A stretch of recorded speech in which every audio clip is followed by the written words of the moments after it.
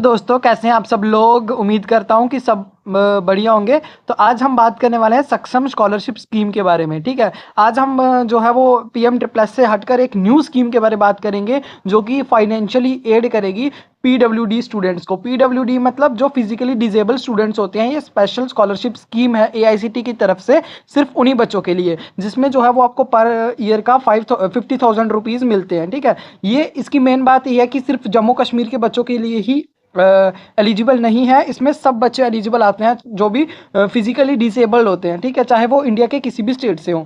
ये डिग्री और diploma courses के लिए दोनों के लिए हैं। और इसका क्या स्टेप होते हैं, क्या इसका एलिजिबिलिटी है, सब बात करेंगे हम इस वीडियो में। तो आपको वीडियो जो है पूरा एंड तक वॉच कर लेना है।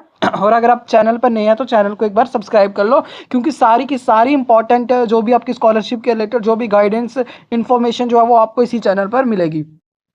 तो बात कर लेते हैं हम सक्षम स्कॉलरशिप स्कीम के बारे में। सबसे पहले देखिए कि एआईसीटी सक्षम स्कॉलरशिप स्कीम जो है वो इसकी नोडल एजेंसी हमारी All India Council of Technical Education AICTE ही है। स्कीम का नाम आपको पहले ही पता है, सक्षम scholarship scheme for pH, physically handicap या फिजिकली डिसेबल जो स्टूडेंट्स होते हैं। उसके बाद जो है वो 50,000 जो है वो अमाउंट मिलता है पर ईयर का। ये इसलिए बनाई गई है ताकि जो फिजिकली डिसेबल स्टूडेंट्स होते हैं उनको जो स्टडी में बर्डन आता है, ठीक है, फाइनेंशियली, वो सब ओवरकम करने के लिए। इसका पीरियड क्या है, 4 साल की डिग्री कोर्सेज के लिए एलिजिबल हैं बच्चे। उसमें डिप्लोमा वाले बच्चे भी एलिजिबल हैं जिनका 3 साल का डिप्लोमा है। बेनिफिशियरी कौन है, बेनिफिशियरी बात कर रहा हूँ मैं, सब बच्चे इसमें बेनिफिशियरी नहीं है। Beneficiary only physically challenge student जो फिजिकली डिजेबल में आ जाते हैं। ठीक है, ऑफिशियल वेबसाइट उनकी कौन सी है, www.scholarship.gov.in, मतलब नेशनल स्कॉलरशिप पोर्टल जो है उसी के ऊपर आपकी जो है वो रजिस्ट्रेशन होगा। उसके बाद हम बात कर लेते हैं डॉक्यूमेंट्स रिक्वायर्ड फॉर सक्षम स्कॉलरशिप स्कीम। सक्षम स्कॉलरशिप के लिए आपको कौन कौन से डॉक्यूमेंट्स जो हैं वो ज़रूरी हैं, उनके लिए मैंने पहले बता देता हूँ। एक होता है सेकेंडरी एजुकेशन, 10th का ग्रेड का, मतलब 10th का आपको मार्क्स कार्ड चाहिए। उसके बाद 12th का मार्क्स कार्ड चाहिए। आप अच्छे से इनको पढ़ते रहिए। उसके बाद अगर कोई बच्चा आईटीआई डिप्लोमा का, तो उसको आईटीआई का सर्टिफिकेट या डिप्लोमा जो होता है वो चाहिए। ठीक है, उसके बाद अगर कोई बंदा डिग्री प्रोग्राम कर रहा है थ्रू लेटरल एंट्री, माने जो पहले से ही लेटरल एंट्री के थ्रू एडमिशन ले चुका है, फर्स्ट सेकंड ईयर में है, उसको क्या चाहिए, उसका ग्रेड रिपोर्ट, उसका जो कॉलेज में जो उसके एग्जाम वगैरह हुए हैं उसके जो ग्रेड, मतलब जो उसका मार्कशीट है वो लगेगी। उसके बाद शेड्यूल्ड कास्ट, शेड्यूल्ड ट्राइब, जो भी बैकवर्ड कोई भी कैटेगरी अगर फिजिकली डिसेबल बच्चे की, तो वो एप्लीकेबल है, वो भी लगा सकता है। ठीक है, उसके बाद आधार जो है वो आपका यूआईडीआई के तरफ से जो इशू आधार कार्ड होता है आपका वो लगेगा। उसके बाद डिसेबिलिटी वेरिफिकेशन डॉक्यूमेंट, डिसेबिलिटी का देखो पीडब्ल्यूडी एक सर्टिफिकेट होता है, बिना उसके आप अप्लाई नहीं कर सकते हैं, तो आपको वो चीज़ ज़रूर अपने पास रखनी है। ठीक है, उसी के बेसिस पर आपका जो है स्कॉलरशिप मिलेगा। उसके बाद ऑफिशियली स्टूडेंट इनरोलमेंट, जो आपका मतलब इनरोलमेंट आपने नंबर मिलता है, आपको आरआर नंबर मिलता है, वो सब।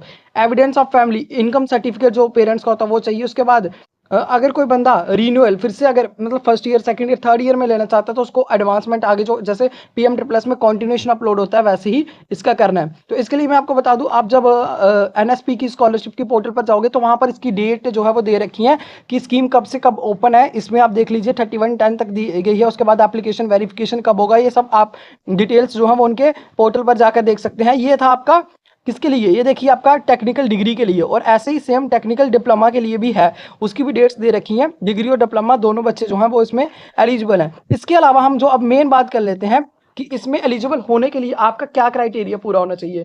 मेन क्राइटेरिया जो है वो आपको एलिजिबिलिटी का मैंने बता दिया। इसके अलावा कुछ क्राइटेरिया है, जैसे आपकी डिसेबिलिटी जो है, जो आप पर डिसेबिलिटी है उसमें कुछ परसेंट होता है कि इतने परसेंट इसमें डिसेबिलिटी है इस चीज़ में, तो आपकी डिसेबिलिटी जो है वो उसके सर्टिफिकेट के ऊपर 40% से ज़्यादा होनी चाहिए या फिर 40% से इक्वल होनी चाहिए। उसके कम अगर है तो आपको स्कॉलरशिप के लिए एलिजिबल नहीं है। उसके बाद आपकी फैमिली इनकम जो है वो 8 लाख पर एनम से कम होनी चाहिए, तो अगर उससे ज़्यादा तो फिर भी आप एलिजिबल नहीं है। इसके अलावा कॉलेज जिसमें आप डिप्लोमा करने जा रहे हैं, जहाँ पर आप डिग्री करने जा रहे हैं, वो एआईसीटी से अप्रूव्ड कॉलेज होना चाहिए। ठीक है, अगर वो एआईसीटी से अप्रूव्ड कॉलेज नहीं है तो फिर आपको वहाँ पर स्कॉलरशिप जो है वो नहीं मिलेगी। इसके अलावा अदर मैं बता दूं, उसमें जो अगर आप अदर स्कॉलरशिप अगर कोई ले रहे हैं, एक टाइम पे आपने कोई स्टेट की स्कॉलरशिप ले रहे हैं, आप कोई सेंटर की स्कॉलरशिप ले रहे हैं, अगर कोई एआईसीटी की अप्रूव्ड कोई और स्कॉलरशिप ले रहे हैं, तो फिर अगर आप वो सब स्कॉलरशिप ले रहे हैं तो इस स्कॉलरशिप के लिए अप्लाई नहीं कर पाएंगे, क्योंकि एक टाइम पे आपको इस एक ही स्कॉलरशिप के लिए अप्लाई करना होता है। अगर आप इसमें कर रहे हैं तो फिर आपको बाकी वाले में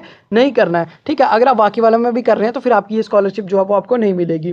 इसके अलावा जो लेटरल एंट्री के थ्रू बच्चों का एडमिशन हो गया फर्स्ट ईयर में, सेकंड ईयर में, वो भी ये देख ले कि अगर उनका कॉलेज एआईसीटी अप्रूव्ड है तो ही वो जो है वो स्कॉलरशिप के लिए अप्लाई कर पाएंगे। तो होप आपके सारे डाउट्स जो है वो सक्षम स्कॉलरशिप स्कीम को लेकर जो है वो क्लियर हो गए होंगे। अगर आप चाहते हैं कि ऐसी और वीडियोस हम बनाएं डिफरेंट स्कॉलरशिप स्कीम के ऊपर तो आप कमेंट सेक्शन में बता सकते हैं।